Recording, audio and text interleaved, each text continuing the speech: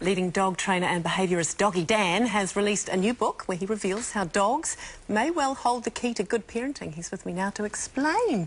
Good morning. It's lovely to see you and Peanut. Good morning. Peanut Yes. at the feet. How old's Peanut?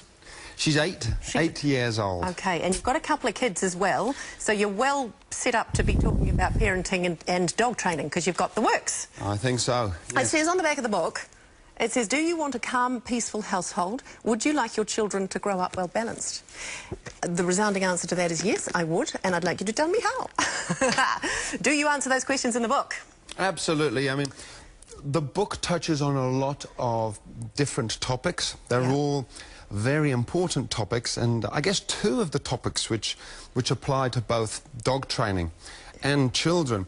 I guess the first one would be sort of along the lines of you have to be the parent first before you become the friend. Yeah, fair call. And I mean, you've obviously had dogs a lot longer than you've had children. That's right. When did it become apparent, though, that you could learn from the dogs? Well, I mean, probably from day one I was thinking, you know, there's similarities here, but really, you know, even though you tell everybody this is the same as raising children, isn't it? And a lot of people say, yeah. It's only when you actually have the children, I guess, that you start going, yes. In what way? Well, I mean, there's lots of different ways, but one of the ones is you have to be the pack leader or the parent first before the friend, or as well as the friend.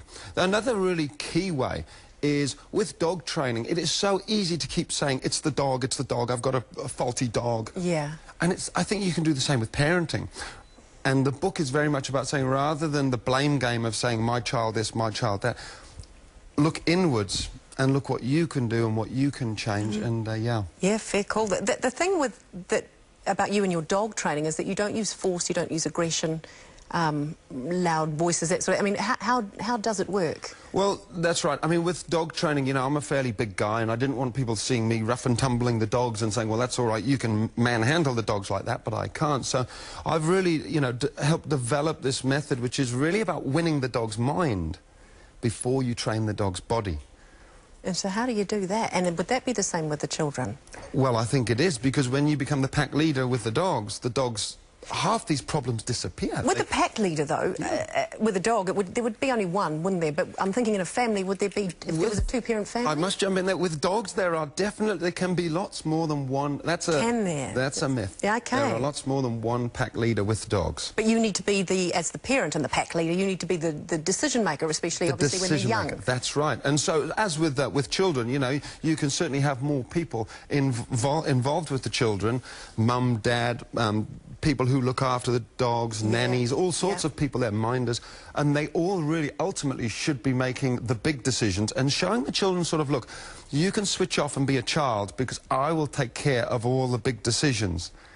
But there comes a time, I would imagine, I don't know what age, where that starts to shift a little. That's right. And the children want to take ownership of that. And that's the difference. I mean, there's huge differences. Dogs have got 4 legs, children have got 2, and one of the other more subtle differences is, yes, with children, you're slowly giving them the decision-making process. As my dad always said, at 21 years old, they make all the decisions and you can let them go. Absolutely. But even with Peanut now, I am still making all the decisions. I decide where she... And she will always be happy with that.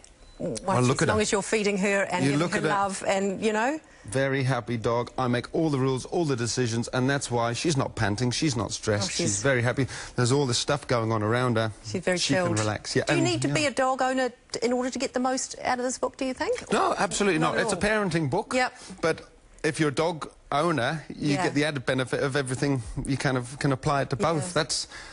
Very cool. Yeah. One more quick question. Yes. How many dog years to human years?